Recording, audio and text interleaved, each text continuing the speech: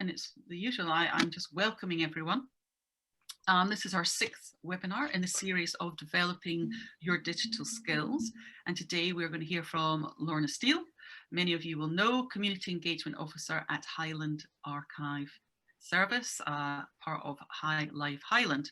And she's going to talk about the importance and benefits of promoting your collections on various digital platforms, especially during COVID, where it's been very important. All the presentations are recorded and they are available on the SCA YouTube channel.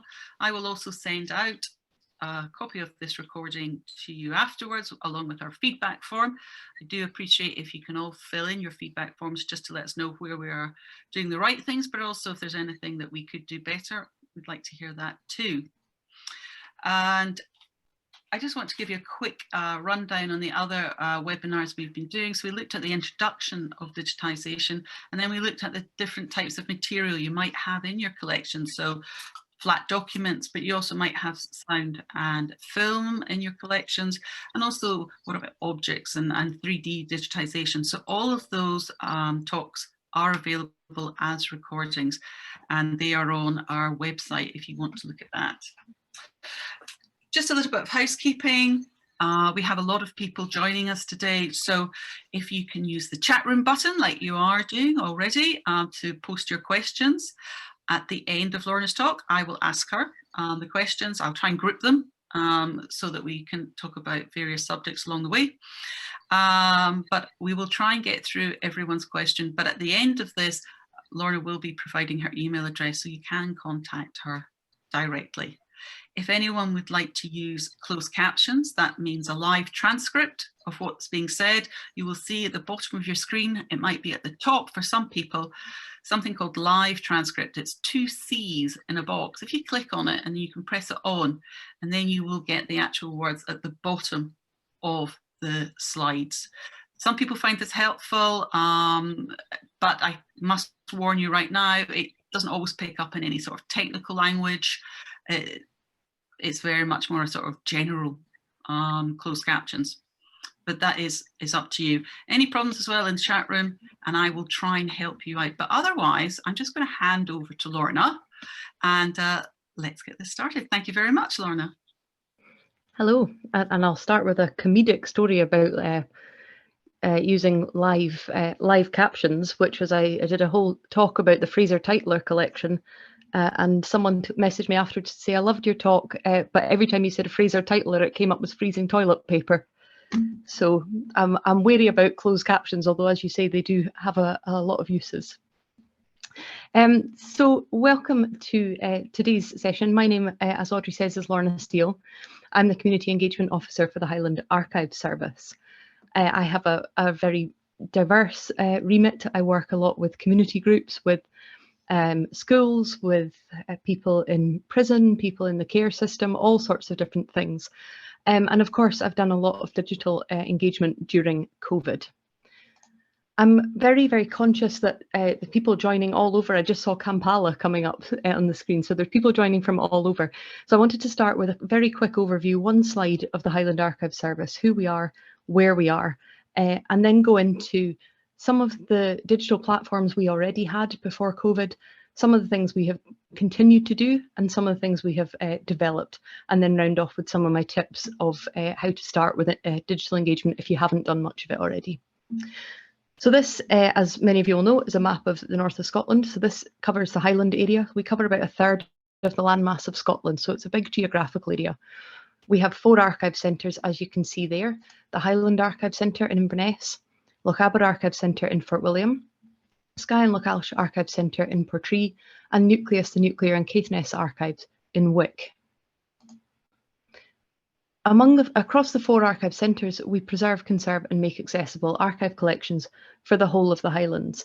So we hold the official records of the Highland Council and a wide range of other bodies such as NHS Highland, Church of Scotland records, and a huge number of family, estate and privately deposited collections, so a real range of things. Our oldest document dates from 1299, so we have provide access to documentary collections for about 700 years of Highland history. We have a dedicated family history centre within our building in Inverness, the Highland Archive Centre, and we also have a specialist conservation studio for repairing documents. We run a wide range of events, programme of events and talks and exhibitions throughout the year, and we also manage and develop the Ambala Digital Archive. Many of you may be familiar with Ambala. This is a website which has digitised some of our own material, but also some material from other collections, independent museums, community groups across the Highlands. So I wanted to start by looking at what we did for digital engagement prior to COVID. And I'm very conscious, and maybe you can share this in the chat, but I'm very conscious that there may be some people watching who do a huge amount of digital engagement. There may be some watching who have no idea where to start. And so I wanted to explain, before I go on to talk about some of our bigger projects we've done, what our starting point was at the beginning of COVID. So we already had 5 Facebook pages. So each of our individual archive centres had its own Facebook page, and Ambala has a Facebook page as well. Across the 4 office pages, we were working through parishes. So we cover a vast number of parishes across the Highlands. And so we were looking at into our collections under the theme of parishes. So we would take a parish, see what we had in our collections around school records, church records, maps, whatever it might be, and do a 2-week feature on that parish. This year, we've started working through themes. So for instance, we've just moved into June, of course, so we're looking at landscape and environment in our collections. We also already had 2 Twitter accounts, which again, one for the Highland Archive Service as a whole and one for Ambala. We've had websites for Ambala and for the Highland Archive Service with individual pages for each office. And we already issued digital newsletters. So that was our starting point when we came into COVID. Things that we've developed during COVID and going forward, which we will continue to do: online family history consultations. So previously people had to come in or they could email to do remote research, but now we've developed online family history consultations. So that can be done via Skype or Zoom. And that just enables people to engage with us in a way that they couldn't previously. Again, something else that we did, but that we developed during COVID, was online classes. So we've run for many years archives for beginners classes and family history for beginners classes. COVID gave us the push to put these online and make them accessible. And so since we've been running them in the last year, they've all been fully subscribed, and we've had people from different countries joining in as well. We've run online talks and exhibitions. So again, something we would normally be doing face-to-face.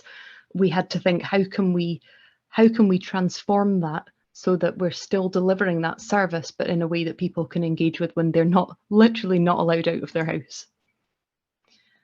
The one new platform we set up in the last few months is an Instagram page, which you would be very welcome to follow, and which is just sort of getting off the ground. One of the other things we did was establish a digital engagement working group. Now, again, I'm conscious there'll be people watching from different sizes of organisations who have maybe all volunteers or 1 member of staff or maybe 20 members of staff. It'll be totally different, I'm sure, for all of you. But one of the things we were keen to do, because we have these 4 offices across a big geographical area, was to pull in people from each of our offices to discuss what we could do about digital engagement, what would be our strategy going forwards, and making a plan for that. And that was how we came up with our themed months plan, amongst other things. One of the things that we had done prior to COVID, but that we have done more of in the last year, is mystery photos. So these are posts, images from the Ambala collections for which we don't have a huge amount of information. They get uploaded regularly onto Facebook and Twitter.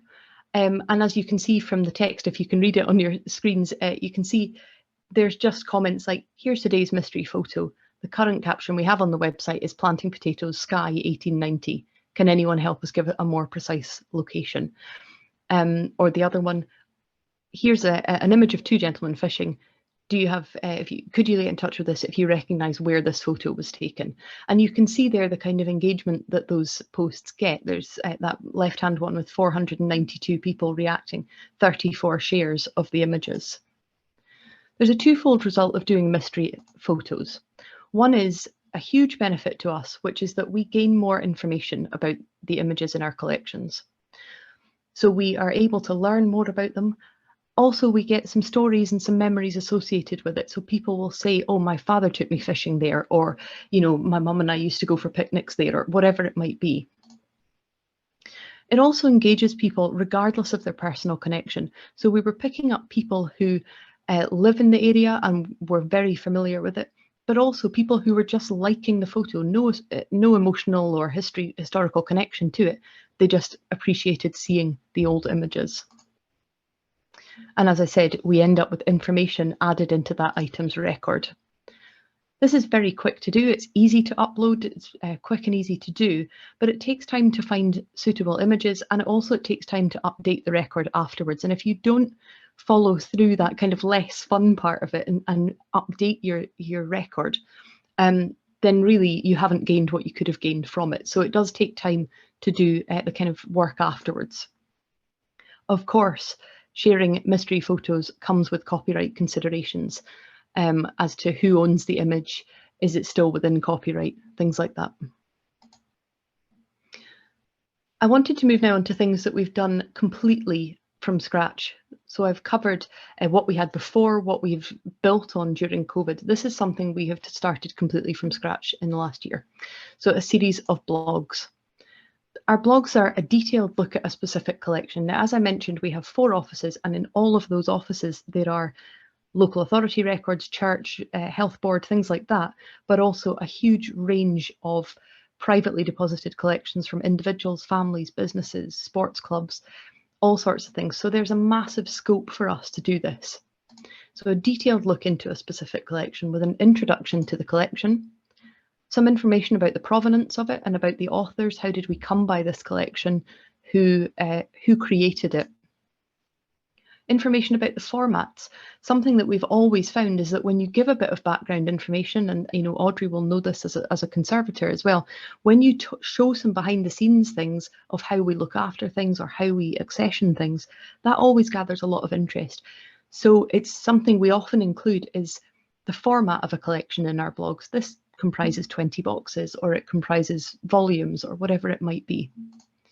People are more interested in that than maybe we would think. And then, of course, a detailed look at the content of the collection.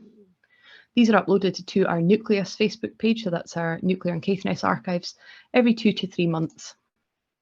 This allows for an in-depth examination of a collection with both texts and images. A huge amount of benefits, which is, as I say, it really gives us a chance to delve into a collection, share some stories, and you can see the blog is called Stories from Our Collections. And you can see, although it has a huge amount of positive outcomes, it does require some knowledge of WordPress or another back-end website creation. Again, it takes time. These take time to research, time to upload, and because in this instance we're including images from the collections, again, there's a copyright consideration and an ownership consideration to be taken into account there. Something else we've started doing, and this again was linked to our series of themed months, was 2 to 3 minute short videos. And if you haven't done anything around digital engagement before, this is a great way to start. So you can see here the longest of these films there is 7 minutes. They're about, most of them, 1 or 2 minutes long. And they're just very simple, short videos. They're quick and easy to make. They can be made on a phone or on a tablet, a laptop. They can be live or they can be pre-recorded. That entirely depends. I do a lot of live talks, so that doesn't faze me because it's something I'm in the habit of doing. But I know that for some others, the thought of speaking live is very, very worrying. So they're very easy to pre-record. Watch them back, check them, crop them, and upload them. And I'm saying that like it's you know, super easy to do, and it is, but I can go into that if anybody wants me to. It can be an introduction to a specific document or a collection or an item. So you can see there my colleague Valerie talking about education in childhood, a 7-minute film just talking about the wide subject of education in childhood and how that's represented in our collections. Others are down at the bottom right there, a trudgeon in the archives. So talking about, although we don't usually collect objects in our collections, sometimes we do if they're vital and integral to the collection. And so just someone doing a 2 or 3 minute film about that. Videos reach a totally different audience. If those of you who are watching, I'm sure will be familiar with the fact that many people who are interested in what we do are quite happy to read posts and read information. But using videos hits a totally different audience, because people scrolling past will watch a 2 or 3 minute video and learn a few snippets of information within 2 minutes.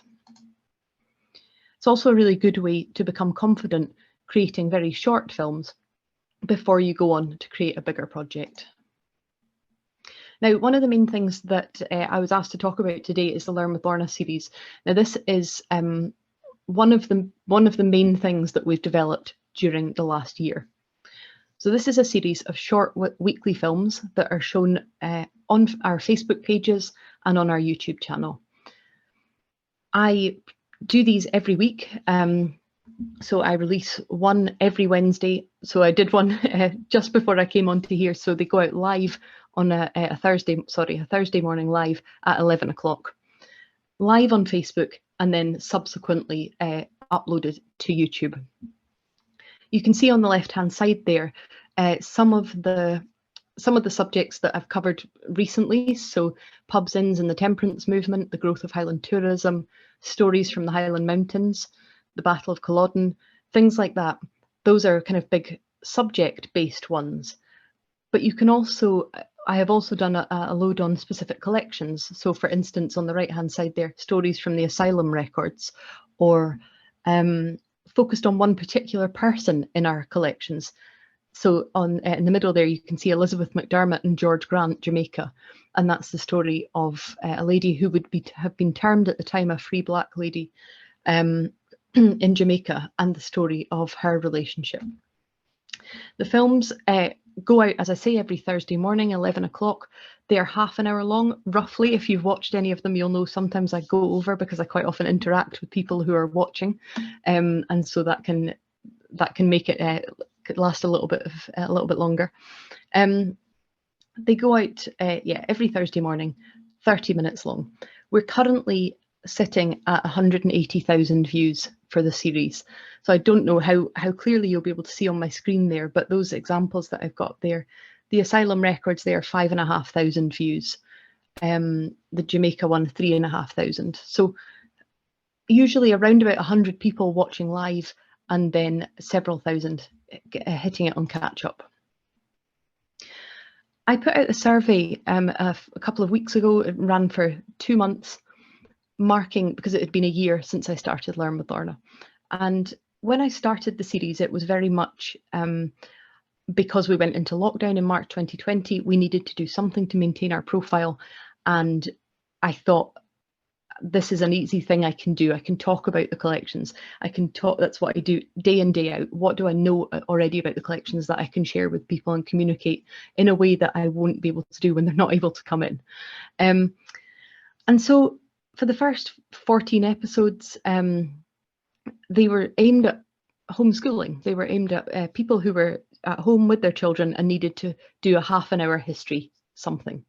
And so those initial 14 films were very much based on big subjects like World War I, the Jacobites, World War II, Victorians, transport records, things like that, big all-encompassing subjects.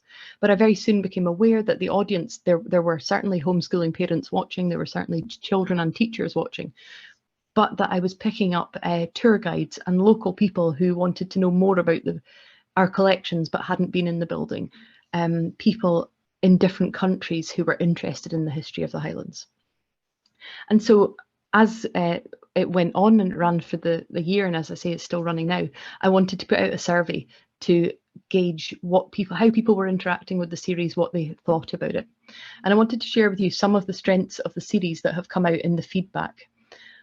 If you're considering doing a series anything like this, and you need maybe justification or advocacy as to why this is worth doing, then please do feel free to contact me, because the survey results I've got will certainly help you if you need to make that case. Okay, so some of the themes that came out frequently in the feedback of the survey. These are accessible platforms. People felt that it was great that the films went out on Facebook and on YouTube. They didn't have to learn how to work a new app or a new series, a new website or anything like that. There was no new tech. People already had a Facebook page or a YouTube channel and they could see it there. People commented on the regularity, reliability and length. So it was a good length for people to tune in half an hour, watch, learn something for half an hour and then turn off. The fact that it was once a week was important, and I'm very well aware that that will not be achievable for everybody. But regularity, regardless of how often. People talking about the diverse range of subjects. We've covered so many things over hundreds of years, and that's been appreciated by people. A very frequent comment about the storytelling element, the fact that me bringing a story from a collection and then communicating it makes the records come to life in a way that maybe some people felt they wouldn't be able to do themselves by reading the collections. Another thing that has come across a lot is the importance of knowledge, personality, passion and enthusiasm. So I think there's an element there of I've been able to have a bit of a laugh with people. Someone said, I've never watched one that I haven't laughed out loud at. But the fact that it comes across that the collections matter to me, I care about them, I want to share them with people, I want people to engage with them and appreciate them.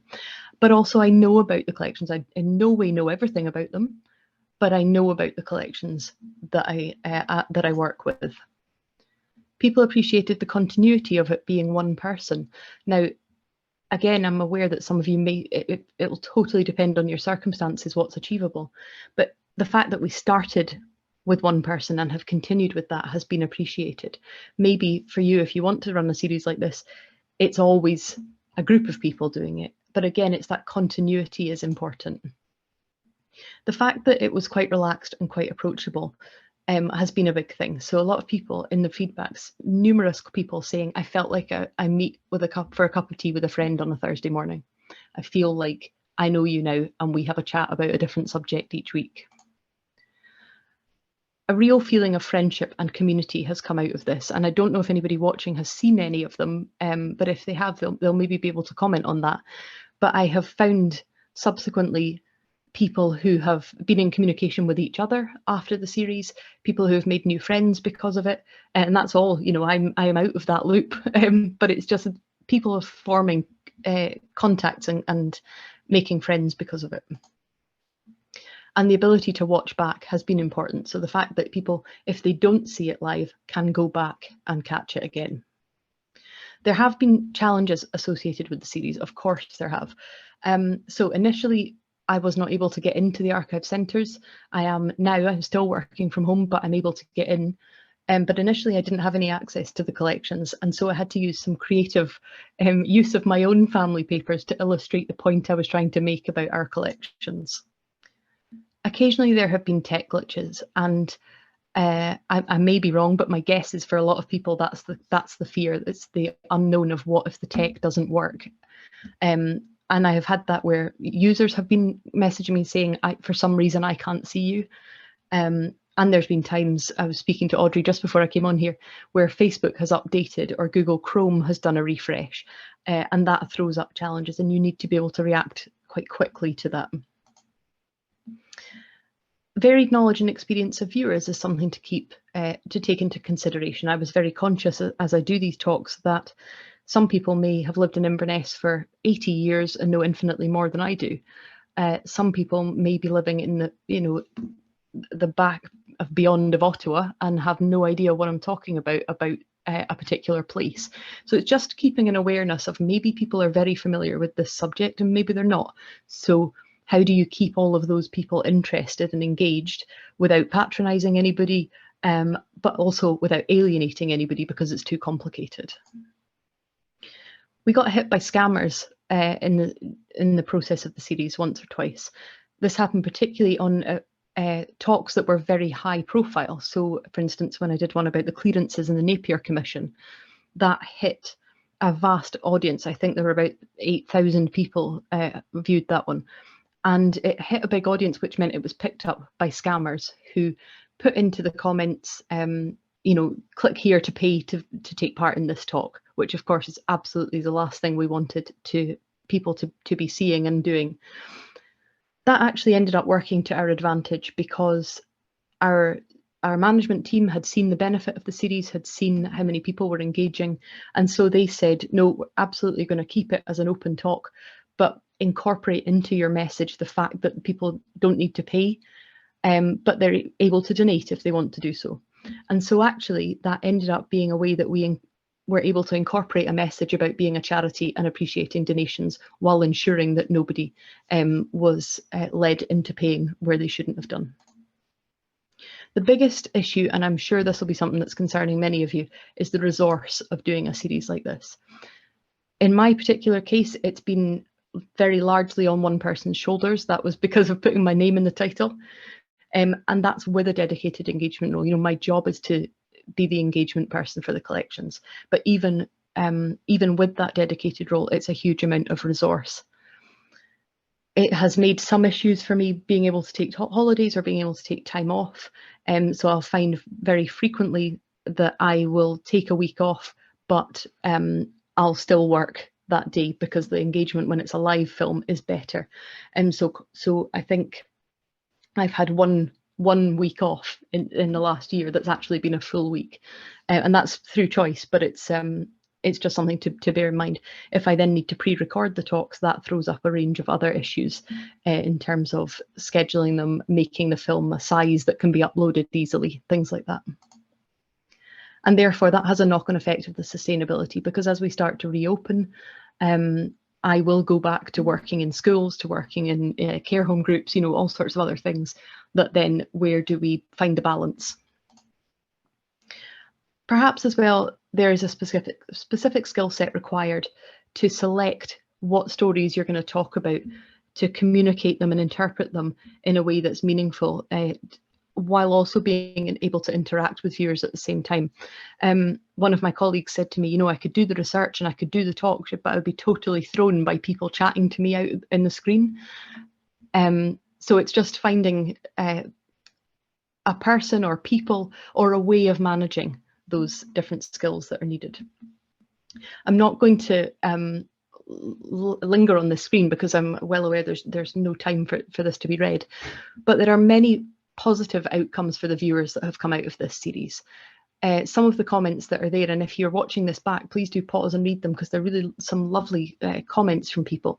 Somebody saying, I organise my workload around 11 AM on a Thursday so I can get a coffee and sit and listen to you. Somebody saying, I had no idea what a crofter was. I didn't know about the clearances, but now these documents have come alive. Someone saying, I've had a head injury and this helps me learning new things. Although I know I can watch at any time, I really enjoy being there for the live talks because I feel part of the community. So just an interesting range of things to bear in mind there. From the Highland Archive Service point of view, you can see on the right-hand side there a chart that shows 96.9% of people saying this series has increased the knowledge of the Highland Archive Service collections, and the other 3% saying it has to some extent. So it's raised the profile of the service across public, internal and professional audiences. It's increased the awareness of our collections, and we've had a high digital engagement figures and a wide range of new followers from both locals and international visitors. We've been able to represent all 4 of our offices' collections, which is a challenge in all times. And we've had requests to take part in events such as this to talk to people about the series. You can see there, one of the questions I asked in the survey was, has this encouraged you to come and visit one of our centres in person if you're able to do so? And there, the people, the majority of people saying they would like to come and visit one or more of our centres in person if they're able to. For High Life Highland and the Highland Council, who of course are our governing bodies, there has been an 88.5% of people saying that the series to some extent has made them feel more connected to the Highlands or to Scotland. This in turn leads to people intending to visit the area, which of course is good for our economy. We've had increased donations to the service, both financial donations and donations of material. And there's clear evidence that there have been health and wellbeing benefits to this series, and that ties into the High Life Highland health and wellbeing agenda, which is something that's very important to the organisation. And we've built advocacy for the service within the local and international community. From a professional point of view, this is maybe one of the pie charts that I love the most. So there's something there, around about 80% of people saying that this series has changed their understanding of what an archive is or does. And a lot of words on the right there about the extent, the variety, the people didn't realise that they were allowed to visit, they didn't realise that they could do research for the pure pleasure of research, and didn't understand maybe as much as they could have done about what we held and what we do with it. So that was great.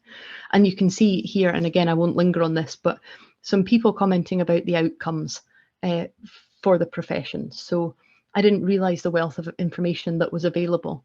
I now understand the vast scope and the interrelationship between the collections. I understand now how the past has influenced the present. My favourite one, if any of you are archivists, you'll love this as well, is I had thought archivists just spent their time cataloguing, which is not something we get to do very often. So I just wanted to finish off with 3 slides about things to consider if you're starting out in digital engagement. So first of all, what's your aim? Are you looking to raise awareness? Are you looking to encourage donations, increase in-person visits, build advocacy? Do you need support in your local community or within your governing body? Who are you trying to reach in order to meet that aim? Do you want locals or international audience? Do you want new people to visit? Are you trying to reach young people or a certain demographic? And then what digital platforms do you already have, if any? Whatever you already have, will they enable you to meet the aims that you have just set for yourself, or do you need to consider looking at getting a new platform? What skills do you have within your organisation? You will have people who are talented at writing or speaking or IT or lots of different things. Play to those strengths. Use what people are good at already.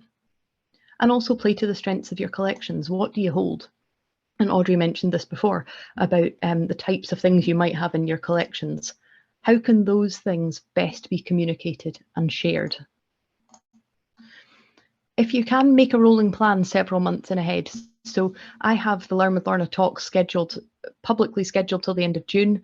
I've got them on a piece of paper on my desk till the end of the year. And I will be uploading more of them in the next few days. So it's good to have an idea of where you're going and what you want to achieve with it. It's manageable, it's sustainable, and also it enables people who have started to engage with you to know what to expect. Tech, they can be produced, films can be produced on a phone or a tablet, but it might be worth investing in a laptop. The microphone and light that you can see in that picture there, that's the view right in front of me. They were bought together on Amazon for about £50.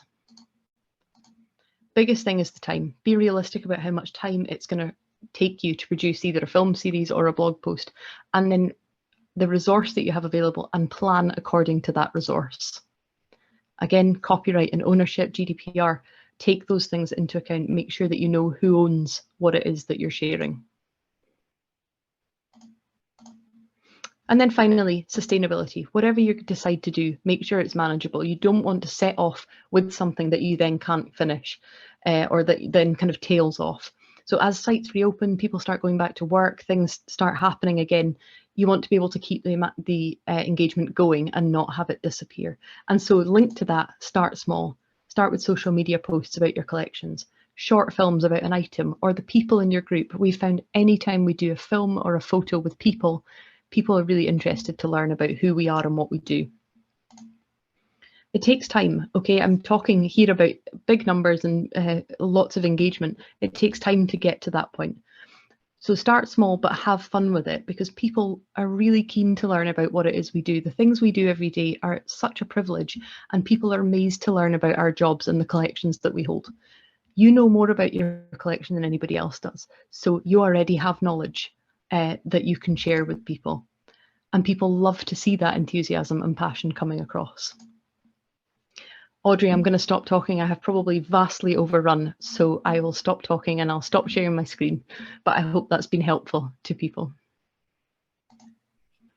That's fantastic, Lorna. Honestly, I've been scribbling lots and lots of notes as well. So lots and lots of information, but as you pointed out, we have been recording this, and the recording will be going out to everyone who's attended, and will be available to others as well. So don't worry about that. I think people were very much listening, but I do have some questions for you, and I'm going to pull them up on my screen, actually. Oh, I've got 5 new since I've last spoken to.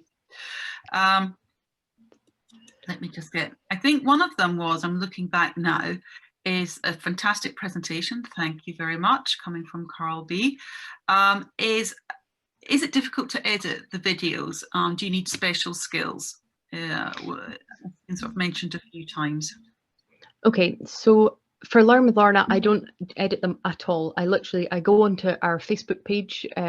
I have, among several of my colleagues, control of all of our Facebook pages and Twitter pages. I go on, I click live, and I speak direct to camera. And then when I finish that, I literally download it and upload it to YouTube. I don't do any cropping, any changing of that at all. That confidence comes with time and experience. I in no way get it right every time, well aware of that, but I also don't claim to, and I think that's quite important. So it's very much a live and raw thing that people interact with. In terms of the short films that my colleagues at Nucleus do, that's very, very simple editing material, and I can find out the exact names for that. And I think iMovie is one of them, and the equivalent for Android, the name of which escapes me. But it's a very simple thing. But I think the key is to play with it, do it a few times, set up a camera, record it, have a chat with the camera, and you'll soon realize that actually you know your subject and you can communicate it. No, that's great, because you did mention that you got quite a bit of your equipment on Amazon, like your microphone and stuff like that. Is there anything we should look for in a microphone? I'm gonna get up and I'm gonna show you the box. Okay. No, that's great, because go onto Amazon and you've got about 1,000 different types, haven't you? That you can. I should have been prepared for that question. Okay, so this is the microphone that I use, Studio TAC. Okay. Pseudo TAC. It, as I say, was about £50, I think. Professional podcast USB microphone set. It just plugs into my laptop. And the lights, I think, were about £15, something like that. This is my end of year treat from the management. Video conference lights. It's just a ring light that sits on the top, clips onto the top of my laptop. Yeah. Yes, I think that's a really good idea, because I mean, I don't have anything so fancy. As you mentioned, I'm a conservative, so I've got this magnifying lamp. So I've got a magnifying glass, but I have got these great strips, and I found that it just makes things much easier for people to see me. I don't have big shadows, so it doesn't have to be. I did probably the first 30 or 40 with no high flying tech at all. I did some on my phone, I did some on my laptop. But the reason I did it was someone had messaged and said, I'm deaf and I lip read, and I could use the closed captions, but I like to watch your mouth and just lip read off your mouth. But she said, but sometimes the light is a bit difficult. And that was why I bought the lamp, because I thought, okay, I hadn't taken that into account, that you couldn't read my lips clearly enough. And so that had sorted that for her, and she'd messaged to say what a difference that had made. So. Okay, this is slightly different, and it's from Erica in Dorking Museum, who has been to quite a few of our webinars actually. How do you catalogue the personal memories from your crowdsourcing on the mystery photos? They did a similar thing, and there's very personal recollections that come in that may not be of interest to the majority of people, but they should be kept. Yes, I totally agree with you, and it's a difficult thing, and we probably don't capture as much as we should. What we have to do, and Ambala, who do the mystery photos, that's Jamie is one person doing all of that, and so I think what he will do is certainly gather the factual information. He will usually look at, there's usually dozens and dozens of people who will respond. So he'll gather the factual information about where the location is, something like that. If there's a specific person and everybody has said, oh, it's that person, then he'll record that. I think if there's a specific anecdote that would be of interest to the majority, then that will be included in the text. But yes, certainly everybody's individual recollections are not always gathered. But I also would argue that it's served a purpose there for those people. They've shared their story, other people have interacted with that story. And that has a value of its own as well, I think. Something it's just slightly off, but it's Rachel has commented saying, would we consider doing a series on what an archivist does? So that's one, Lorna, for you. But I wanted to pick up on something that Rachel said at the very end. She said, I would like to start my career in archives, but it's been a bit harder without being able to volunteer or do work experience. Would you say that's changing now? Are we coming out of the lockdown? Are we going to be having our volunteers back in, encouraging other people to volunteer? I have a couple of points to make about that. First of all, Rachel, if you have a look at, we normally take part in Doors Open Day every year. Our buildings are open, the storerooms open and so on for people to see in. Because we couldn't do this last year, what I did was created a series of interviews with different members of staff. Excuse me. So there's an interview with one of our archivists, there's an interview with one of our conservators, one of our archive assistants. So if you want to have a look at those films that are on our YouTube channel, you will get an idea of the different roles that are within our service. So that's one thing to say. The second thing is, yes, I think we're starting to come out of that now. It's a little bit difficult. Many of the people who have wanted to volunteer have obviously been in groups that have been shielding or have been more wary about coming out. If people are retired or so, and they may be staying in a little bit more. But yes, we're starting to come out of that. And certainly Ambala, if you have digital skills and you're looking to volunteer, then feel free to get in touch. I can put you in touch with Jamie. There may be volunteering there around the back end of cataloguing the stuff on Ambala, which would be able to be done digitally or remotely. But yes, it's certainly a case of getting back to that while being mindful and respectful of the rules that are in place and not putting people in situations that they don't want to be in or shouldn't be in. But yes, I think we're starting to come out of that. We also run, because we're part of High Life Highland, we run a young leaders programme, which was traditionally designed for young leaders who wanted to take part in sports and leisure training, so they would become dance instructors or things like that as young people. But we were contacted, because we're part of the same organisation, by people saying, I don't want to do that, but I want to do something. And so we've had young volunteers in as well, who we've designed a programme for. No, that's, I think that's interesting, because I know that I'm working from home and I'm not actually, our offices are not going to be open until September. So, there's a little bit of a wait still. So doing something online would be perfect. I think that's a great idea. So yeah, I'm just going through it. I mean, if your name is Lorna, you can come and do a Learn with Lorna for me and I'll have a week off. I think that's a very interesting point, actually, Lorna, is when it is your, you've got the name as well, it's your name, it's in the title. But I do think that's sustainability wise, that's difficult, isn't it, as well? I think that was something we had no idea that the series would take off in the way that it did. And that, although we knew the lockdown might be a while, we didn't think it would be quite this long. And so, yes, it is a sustainability issue. And particularly, that's why I was saying, for other people, make it something that's spread across a variety of people. I mean, I have help from my colleagues in researching some of the subjects. Sometimes I'll, particularly in the other offices, I'll say, can you send me some images from your collections across so that I can incorporate them? But yes, for me, the majority of it lies on my shoulders. Which is fine, which is absolutely fine. But it does sometimes mean, as I say, that I don't get time off, or if I do, then it comes with a huge amount of extra prep work.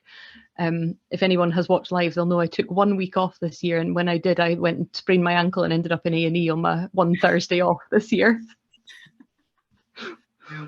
Well, what's been great in the chat room is lots of people have responded, and Rachel, I hope you have been looking at various options that maybe are available to volunteering at this time when it is a bit difficult.